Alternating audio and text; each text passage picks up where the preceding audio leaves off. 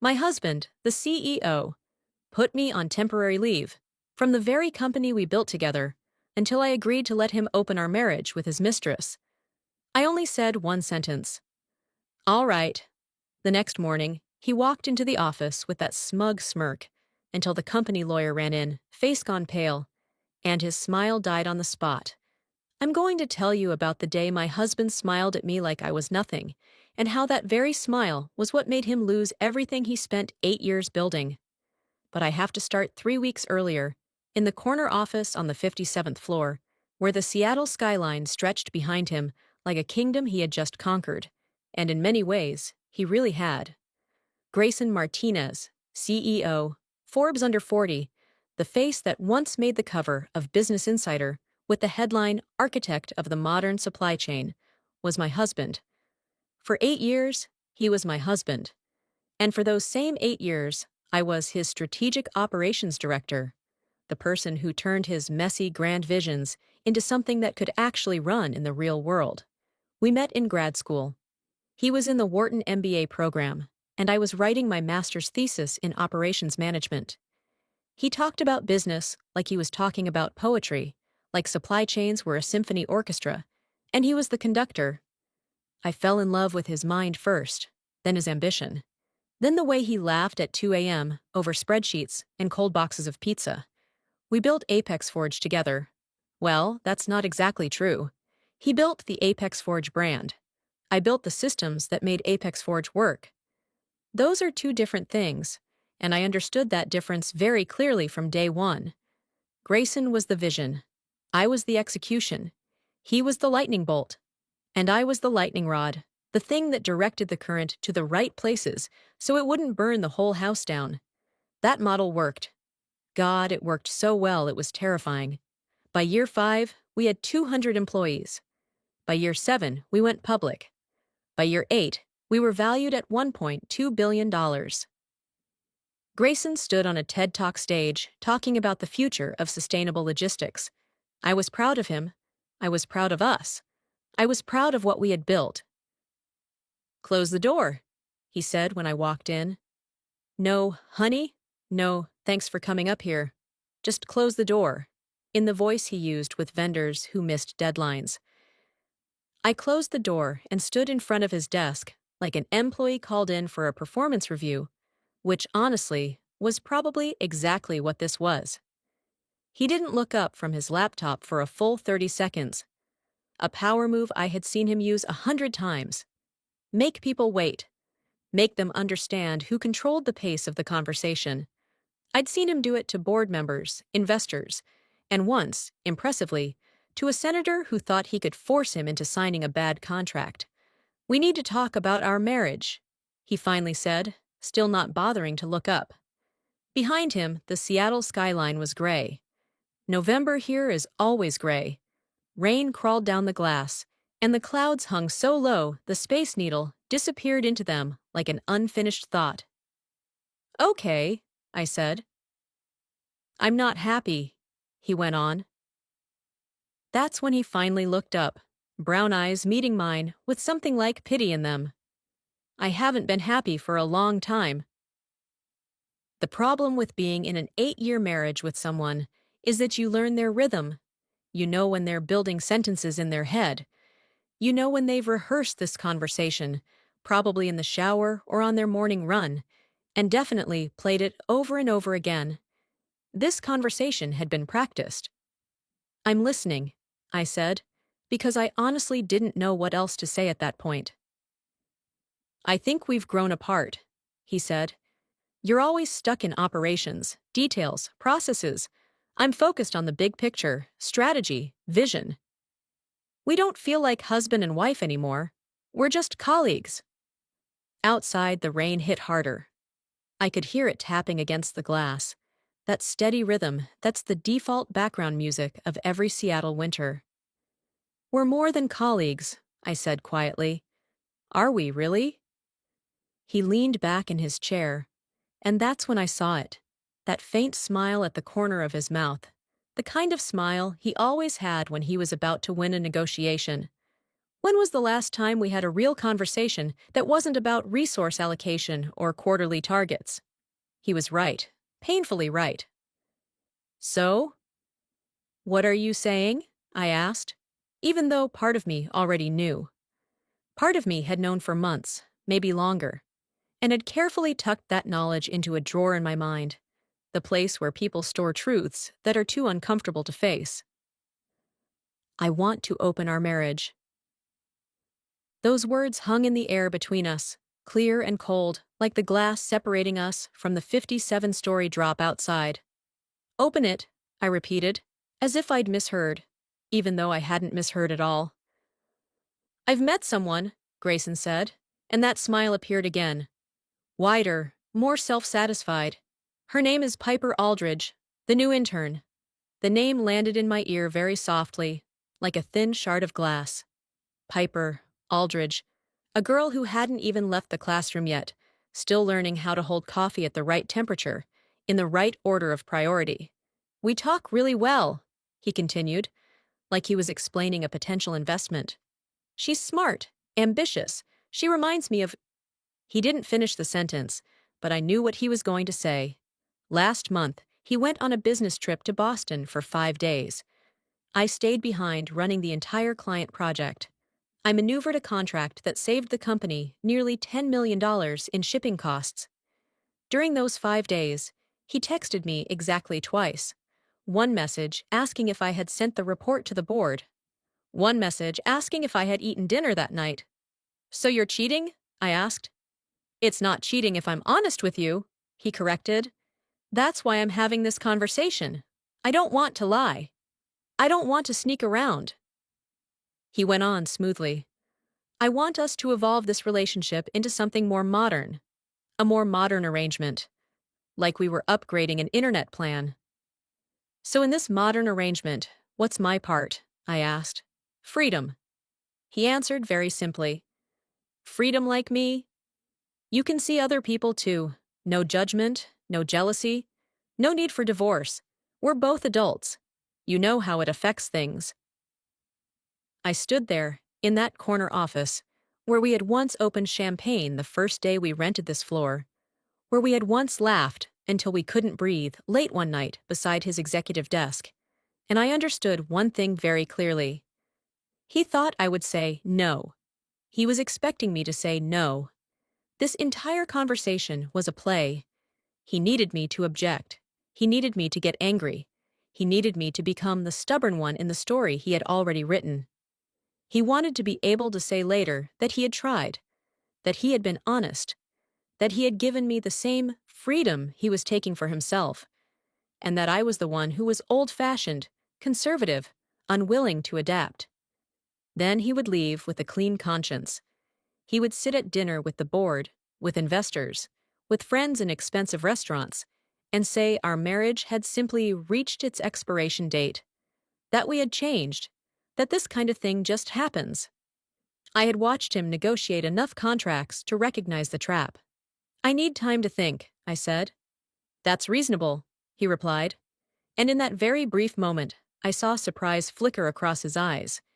He had been waiting for me to cry, waiting for me to scream, waiting for me to blow up this whole room. Take all the time you need. I turned to leave. Lauren? He called after me. I stopped with my hand on the door handle. Before, I really loved you. You know that, right? His voice softened. This isn't about feelings. It's about us being realistic about the people we've become. I nodded, but I didn't turn around. If I turned around, he'd see my face, and I wasn't ready for him to see it. Back in my office, smaller. No citywide view. No million-dollar abstract art. Just 2 monitors, a decent chair, and a whiteboard covered in network diagrams and optimization algorithms. I had never cared about vision. I only cared about work. Until today. I sat down at my desk and opened the folder I had created 3 months earlier, the folder I'd always hoped I would never have to open. I had known, part of me had known 3 months ago, even before that, from the night he came home late after a board meeting his phone lighting up while he was in the shower, and I accidentally saw Piper's name with a red heart. I didn't snoop, I didn't read the message. I just glanced and filed that glance away in the same mental drawer where I stored all the things I was trying not to admit. But from that day, I started saving. The insurance folder contained 9 months of meticulously organized data. No personal messages. I never crossed that line. Just internal transactions, expense reports, invoices, transfer slips, all within the legitimate access rights of a strategic operations director. Apex Forge had grown too fast. So fast that some things started disappearing from the books. When growth happens too quickly, people like to optimize creatively. Grayson called it reasonable business expenses. Lawyers called it a gray zone. I called it what it was: embezzlement. A total of $580,000 over the past year. 5-star hotel bills labeled Strategic Client Entertainment. A business class flight for 2 labeled Market Research Travel. A Tiffany box with a $42,000 diamond necklace declared as Gift for Important Partner. All of it had Grayson Martinez's approval signature, CEO. Not one big act, but hundreds of small ones. Death by 1,000 cuts. I had receipts. I had confirmation emails. I had screenshots of the approval system I had designed myself, which meant I knew exactly where things could be hidden and where they would be exposed. I had arranged them into a clear story, the kind that any IRS auditor or investigative journalist could follow in one afternoon. I had hoped I would never have to use it, until Piper, the new intern, also my husband's mistress, walked into the company. That was a scheme, not something as simple as he claimed. One email drafted, immediate resignation and internal compliance report, and the recipient was the board of directors. I paused for a second, my finger hovering over the keyboard. Once I hit send, there would be no way back. But everything had changed a long time ago. I was just the last one to admit it. I also attached a detailed report on several internal spending activities that I felt responsible for bringing to light. This report included full supporting documentation. I hoped the issues could be handled internally. However, if in the future I were contacted by tax authorities, investigative agencies, or the media, I would be obligated to provide this same set of documents due to legal duty and honesty. That was the key sentence. The sentence that would send the lawyer's blood pressure through the roof. The sentence that would make Grayson understand exactly what I had just done. Not blackmail, just a polite and professional statement. Touch me, and I have insurance. I attached a 41-page file, organized as neatly as a quarterly operations report I used to submit. Enough for any board member to immediately understand the problem. The appendix contained hundreds of invoices, emails, and Grayson's own electronic signatures on every expense. My finger hovered over the send button. Grayson thought he understood me, thought I was careful, controlled, would never make waves, would accept any arrangement he offered because I was too afraid of conflict, too passive, too practical to burn the whole world down. He had mistaken patience for weakness. He was wrong. I pressed send. The next morning, I woke up in a hotel room, looking out at a city still wet from last night's rain, and ordered a cup of coffee I didn't really need. I just needed something warm, something real, to remind myself that everything was still happening. I sat by the glass window, looking at the distant buildings like cold metal blocks, and thought about one very simple truth. With just one email, I had destroyed my marriage, my career, and possibly the empire Grayson had spent nearly a decade building. It should have made me panic. It should have made me collapse. But instead, it felt like putting down a suitcase I had been carrying for so long, I had forgotten what it felt like to stand up straight. Somewhere in this city, Grayson was probably getting ready for work. He would follow his usual routine, waking up earlier than most people, mixing a protein shake, scrolling through emails while his hair was still wet, organizing his workday into neat time blocks. He would sit in his familiar car, staring at the screen, thinking that the hardest thing he had to face today would just be a shareholder meeting or an annoyed investor. Maybe he was even smiling, thinking about his mistress and their new life. He could not imagine what was waiting for him at the company. At 8:47 a.m., I turned on my phone. The screen lit up like a digital storm. 73 missed calls, 46 messages, 12 voicemails. I opened the messages first. Most of them were from Grayson. The first one still kept the exact tone he always used when he wanted to control a crisis. "Where are you? This is not a joke. We need to talk rationally. You can't just disappear like this. I know you're angry, but this behavior is childish. Call me." Around 2 a.m., the tone changed completely. The words started getting shorter, more messy. "I'm sorry, I shouldn't have sprung this on you like that. Can we talk?" And then the line I knew was the exact moment he found out. "The board has received your email. What did you send?" That was the moment everything changed color. The messages after that were no longer about control, no longer about rationality. "You have to retract that email immediately. Lauren, you don't understand what you've just done. Call me now. This will destroy everything we built." Notice the pronoun. "We" only appeared when he was afraid. When things were smooth, it was always I. I opened the voicemails. I listened to the first one, sent at 11:47 p.m. last night. "Lauren, it's me. I know you're angry about the conversation today. I get it. I really do. It was a lot to process. But you can't just turn off your phone and disappear. We're adults. We're partners. Call me back." His voice was still calm, still managing the crisis the way a CEO handles a PR disaster. The voicemail at 3:15 a.m. was different. His voice broke. "Lauren." And there was a very short silence, like he was trying to hold on to his breath.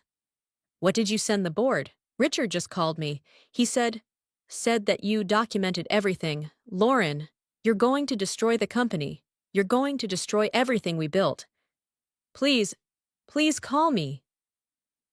I didn't listen to the rest. I deleted all of them. Then I saw the message from Richard Holloway, chairman of the board, the man who had put in the first big money into Apex Forge, when everyone else thought logistics was too boring a field to create a unicorn. "Lauren, we need to talk. Call me as soon as you get this message. This is very serious. We need to discuss your allegations before things go further. I'm not speaking as chairman of the board, but as someone who has known you for 8 years. We will handle this internally, as you suggested." The translation in my head appeared very clearly. "Don't talk to the press. Please let us clean this up quietly." I knew the board would never stay quiet. 7 people can't keep a secret, especially when that secret threatens a company valued in the billions of dollars. The entire conference room almost froze. Employees stopped pretending to type. Laptop screens were abandoned, draft emails left half open. No one wanted to miss a single second. That atmosphere was more interesting than anything on Netflix. I spoke, standing up. "Piper, you are terminated. Effective immediately. The board has agreed. Security will escort you out." I tilted my head and looked around. "Take the forged documents and the bracelet you took from the company budget with you." And then Piper made the fatal mistake. She didn't leave.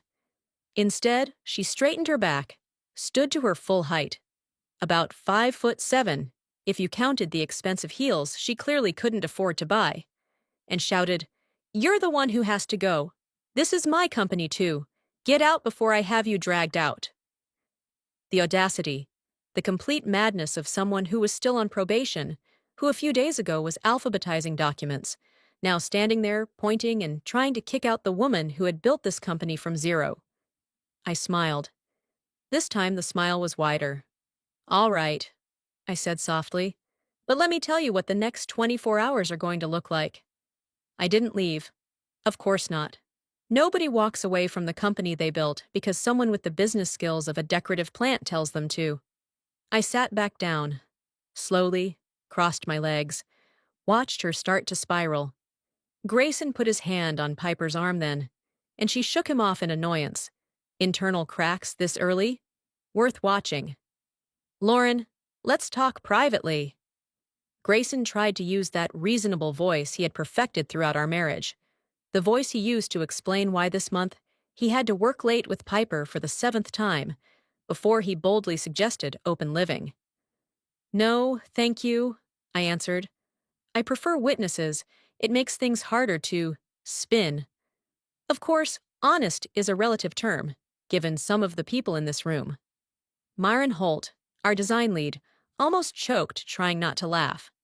"Fine," Piper snapped, turning to the room like she was delivering an unrequested TED Talk. "Since Lauren is being uncooperative, let me clarify the new structure," she said, hands flailing. "I will be in charge of creative." "Based on what qualifications?" Marin cut in. No more pretending to be professional. "Based on my Pinterest board," Piper shot back, "and my vision for building a modern brand. Something this company is seriously lacking. No offense, Lauren, but your work style is outdated. Clients want new, they want creative, they want results," I cut in. "And I've delivered all three for the past 8 years.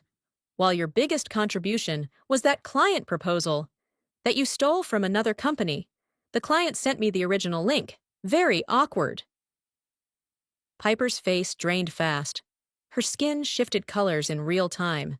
"That was inspiration, not stealing," she argued. "Inspiration is taking an idea and transforming it," I said. "You downloaded the whole file, changed the font and the preparer's name. That's not inspiration, sweetheart. That's theft." Grayson cleared his throat, desperately trying to regain the last bit of control in a situation that was collapsing frame by frame. "Regardless of past misunderstandings," Grayson said, trying to keep his voice calm, "we need to focus on the future. Piper brings valuable skills to the company." "Name 3 skills," I cut in. Silence. A moment of silence so beautiful it was cruel. "She's good at social media," Grayson finally stammered. "Any 19-year-old with a phone and too much free time can do that," I said. "What else?" Silence. Again. This felt better than therapy, and definitely cheaper. "The point is," Piper jumped in, her voice clearly starting to shake, "changes are happening whether you like it or not." "I have proof you used company money for personal expenses," I reminded her, "and that's called fraud." Her hands started to shake, clearly, slightly, but I saw it. Grayson saw it too, by the way he stepped closer, a protective reflex rising for the woman who had helped him betray me. "You can't prove anything," Piper said, but it sounded more like a question than a statement. "Actually, I can prove everything," I replied.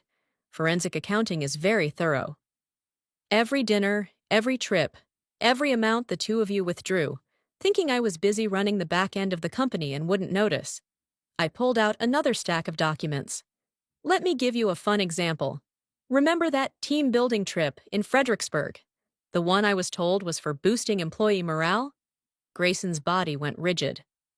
"It was actually just the two of you at a bed and breakfast," I said. "And you expensed couples yoga. The invoice literally says yoga for couples.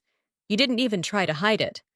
The whole room filled with an atmosphere where everyone pretended to be professional, but in reality was enjoying every second. "Grayson, do something!" Piper hissed, completely dropping the fake professional mask. This was the real Piper, the kind of person who thinks sleeping with the boss means she can skip the work part of a career. Grayson looked back and forth between me and her, clearly calculating which woman had the greater potential to destroy his life. "Maybe everyone should calm down," he suggested, so weak it sounded like an apology instead of a command. "Or you could explain how you bought a necklace for a client and then gave it to her," I shot back. "That never happened," he lied disastrously. Grayson had many talents. Terrible husband, even worse business partner, but lying convincingly was not on the list. His left eye twitched when he lied. Always did. "Your eye is twitching," I reminded him very helpfully. He lifted a hand to cover his eye as if that would save the situation. Piper started pacing across the room, her Louboutins clicking against the wooden floor that I had chosen and paid for. This is ridiculous. Grayson, we have paperwork. We have lawyers. You have nothing. I cut in, my voice flat. What you have is a file full of evidence of embezzlement, and about 4 hours before my real lawyers, the ones from the downtown firm that handle federal cases, file something that will make your life extremely complicated. You're bluffing, Piper repeated, but her voice had broken. Around 3 p.m. today, they'll be here. Finally, Grayson found his voice again. Lauren, please. We can fix this. You can watch the two of you face consequences for the first time in your lives. I finished. That's what you can do. Piper grabbed her designer handbag, another company expense, and stormed toward the door. This isn't over. She slammed the door shut. Grayson ran after her, throwing back a look at me that might have been pleading, or might have been a warning. I couldn't quite tell. I stayed in the conference room after everyone left, looking at the folders of evidence spread across the table like a deeply satisfying game of corporate solitaire. The phone vibrated. A text from Claire Barrett.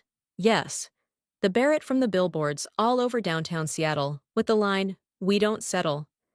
Process server confirmed 3 p.m. papers ready. About to be beautiful. This is what Piper and Grayson didn't know. I'd been suspicious for 6 months. Not because I had superpowers, but because Grayson suddenly started caring about his appearance. New cologne, gym workouts, even tight shirts to show off abs I hadn't seen in 8 years of marriage. That wasn't self-improvement. That was cheating. So I did what any self-respecting executive would do. I hired an accountant. Ethan Walsh, 63, bow tie, smelled like old books and justice. He found everything. Forged signatures, ghost expenses, hotel rooms charged to the company. Ethan pushed his glasses down his nose. Mrs. Martinez, I've been doing this for 37 years. This is the sloppiest embezzlement I've ever seen. They didn't even bother to hide it. How bad is it? They listed romantic vacations as client relationship development, used the company card to buy Victoria's Secret lingerie, and labeled it office supplies. Now in the conference room, I opened the banking app. Phase 2. Piper definitely didn't know. Only I had access to the real company accounts. Grayson had a company card, but transfer rights, treasury control, all of it was mine. Lesson from my father. Trust people, but keep your hand on the safe. 3 clicks, I froze every company card. Grayson's. 2 more clicks, their building access codes were disabled. 1 call to the IT contractor. Both of their company emails were locked. The phone rang. The investigator I hired. I just checked Piper's background. She doesn't have a college degree. Her resume says Wharton 2018. I called the registrar. 1 semester, failed 3 classes, dropped out. I leaned back in my chair and accepted the gift from the universe. So resume fraud to get the internship, employment contract void from the start, every dollar she was paid based on forgery. We could add that to the lawsuit. After hanging up, I sat there enjoying the beautiful chaos my almost ex-husband and his mistress had created for themselves. They built their relationship on lies, fraud, and shocking incompetence. Almost impressive. The phone vibrated. Grayson, we need to talk. I texted back, talk to my lawyer. I blocked Grayson's number. The feeling was like slamming shut a door I should have closed years ago.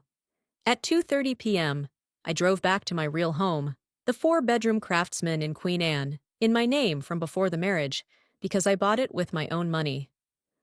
Grayson just moved in with me. Legally, it was always mine. I had checked this many times with my lawyer.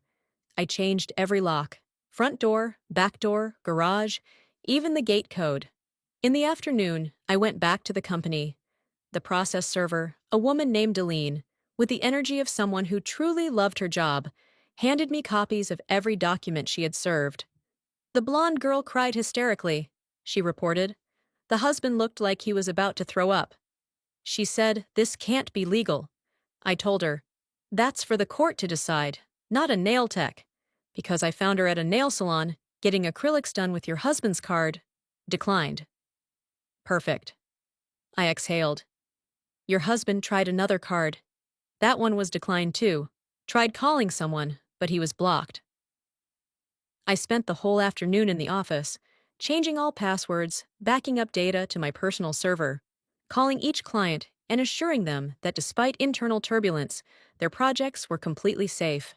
By 6 p.m., my phone had 43 missed calls from the blocked number and 27 messages from strange numbers I didn't recognize. I ignored all of them.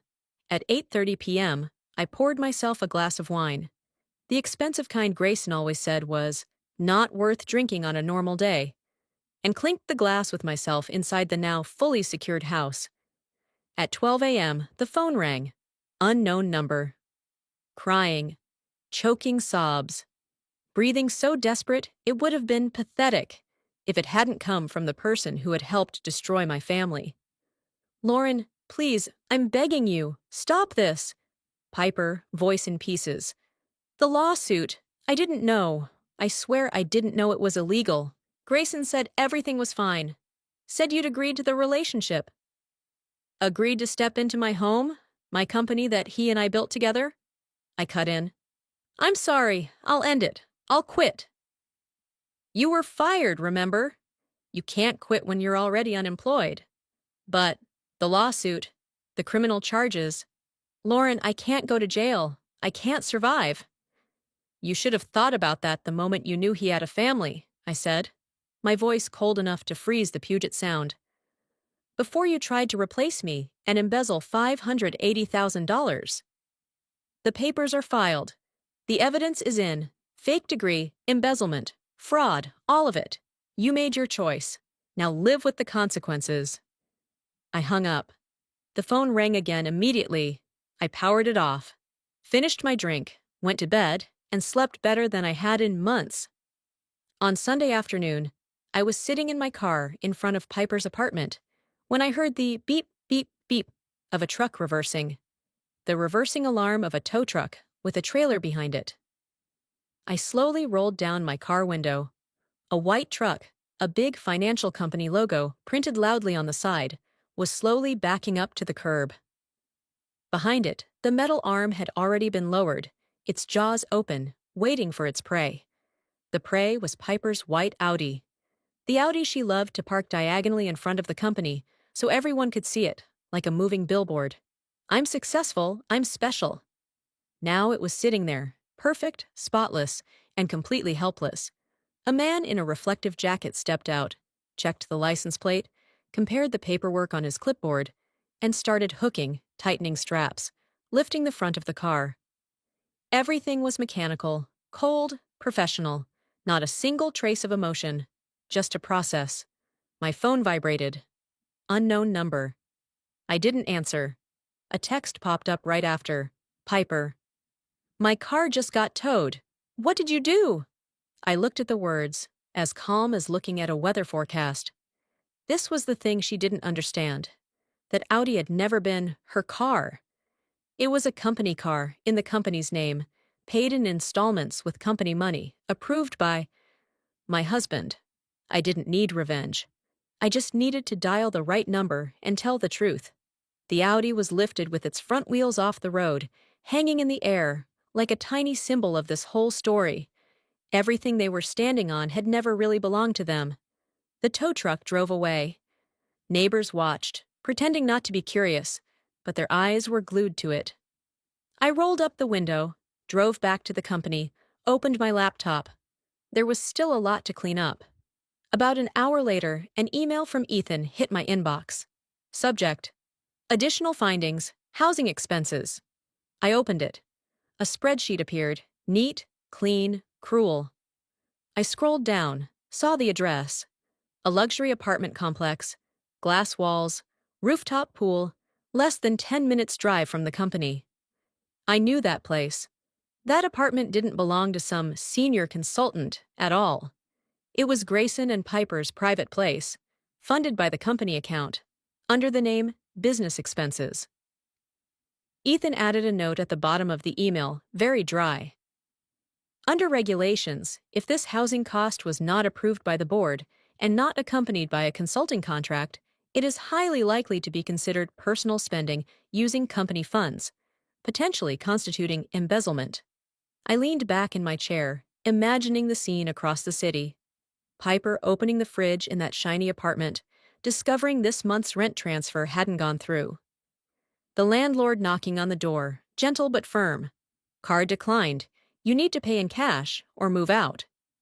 They had used company money, my money, employees' money, to pay for the car, the apartment, the dinners, the clothes, the vacations, all the things they believed they deserved. Now those things were evaporating one by one, not because I was cruel, but because the gravity of the truth always pulls everything back to the ground. You have to see this. A message from my assistant with an Instagram link. I rarely open that app, but this time I did. Piper's account. Her latest story, posted 20 minutes ago. A selfie with a face streaked with tears. Mascara running down. Caption. When the people you once trusted destroy your life just out of jealousy, stay strong, everyone. Truth always wins. The comments were full of people comforting her. I screenshotted everything and sent it to Claire. Caption. Evidence for defamation case. Claire replied in 3 seconds. Beautiful. Keep sending. 1 month later, I stood in front of the county courthouse. Gray concrete building, wide steps, heavy glass doors, cold neon lights. Not beautiful, not warm. But it was where people redefined boundaries. Who owned what? Who was responsible for what? I wore a navy suit, the one for million-dollar pitches, and today was legal destruction day. Claire showed up with a thick briefcase, her steps sharp. She wore a black suit, hair tied neatly, eyes already sharp without much makeup. I looked at her file bag and knew. A part of my life was packed inside it, but this time on the right side. We walked into the small courtroom. Wooden benches, white walls, a wooden gavel on the desk. It felt like stepping onto a stage where everyone had to tell the truth, whether they wanted to or not. Grayson sat on the other side, wrinkled shirt, crooked tie, dark circles under his eyes like he hadn't slept. Next to him was a middle-aged man with a thin folder. Piper was not there. The judge walked in. Everyone stood and sat. Claire presented briefly, her voice slow, clear, not a wasted word. She laid each piece of evidence on the table like placing chess pieces, bank statements, internal emails. Grayson's lawyer tried to interrupt. Your Honor, my client believes these are just management errors, with no intent to deceive.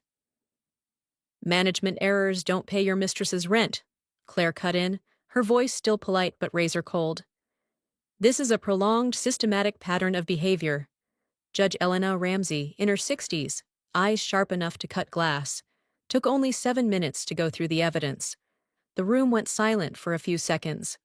Final ruling, we were divorced. My share of the assets was 60%. Grayson had to pay an additional $100,000 in emotional damages. He was banned from contacting me, employees, and company clients. All of his personal assets were frozen pending criminal investigation. Grayson looked at me, fear and disbelief mixed in his eyes, as if he had just discovered that the woman he always thought of as reasonable, compliant, had actually always been holding the keys to the entire system, and was now turning it in a direction he could no longer control. Outside, the city kept running, traffic still jammed, coffee still being sold. No one cared about a small trial in a small room, where a marriage and a company were being taken apart, thread by thread. But for me, it was the first step of something very simple, putting everything back where it belonged. Later I learned. Grayson moved from a luxury apartment to a cheap studio in Rainier Valley, an hour away by bus from downtown, with Piper. A few months later, both of them pleaded guilty in exchange for lighter sentences, probation, community service, and repayment of all the money they had withdrawn. And the damages they had caused. The company grew 55% after the incident. We signed 8 new clients, including 2 Fortune 500 corporations that specifically asked to work with the female CEO who doesn't tolerate nonsense. It turns out publicly exposing fraud is a very effective marketing strategy if you're the victim and not the one who committed it. I hired 3 new employees, all women, all truly competent, and all diplomas and background checks personally verified by me. Ethan, my forensic accountant, became a permanent advisor.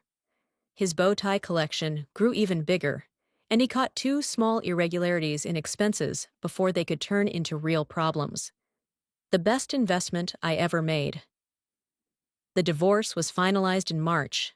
Grayson, after compensation penalties, received nothing except his original 25% equity stake, which I immediately bought back at market price, far lower than what he thought he deserved, because as everyone knows, committing fraud massively lowers your negotiating power.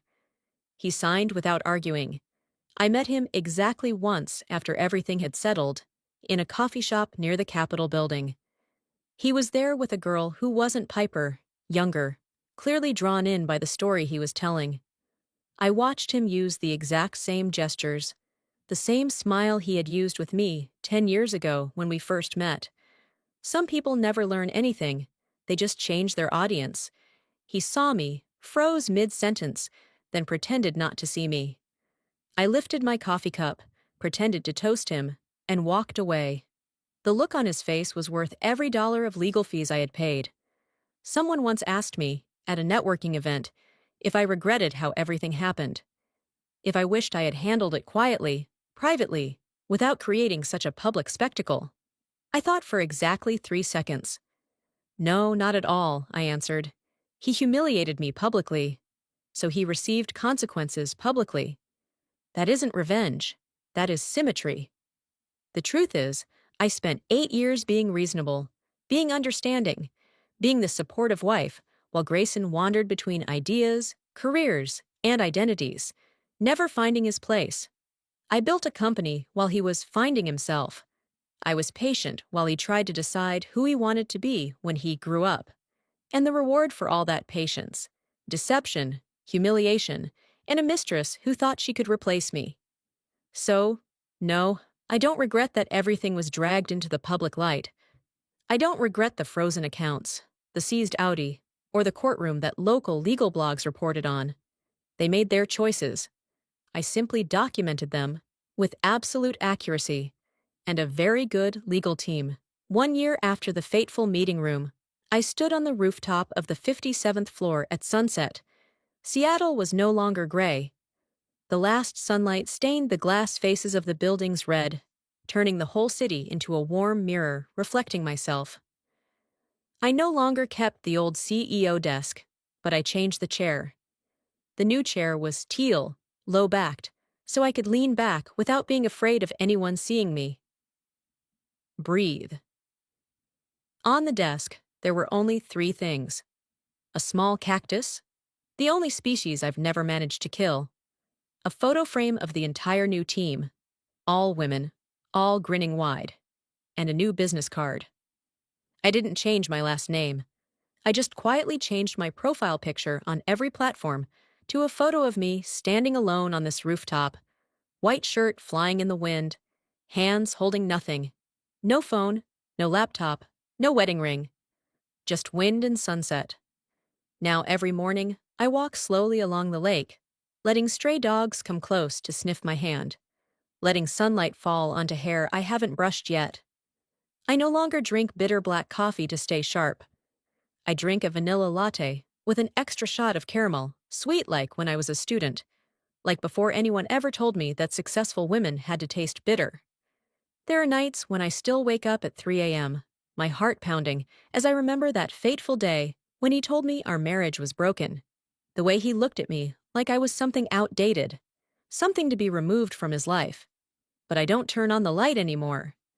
I just pull back the curtains, let the moonlight spill onto the wooden floor, and whisper to myself, "It's over. Everything is over. Now it's just me with me, and I am enough." There are wounds that don't heal by being forgotten, but heal by you stopping calling them wounds. They become guiding light. They become the story you tell so others know. You can be deceived, you can be betrayed, you can be stripped of everything, but they can never take away your right to decide how you stand back up. I stood up. Not to prove anything to anyone.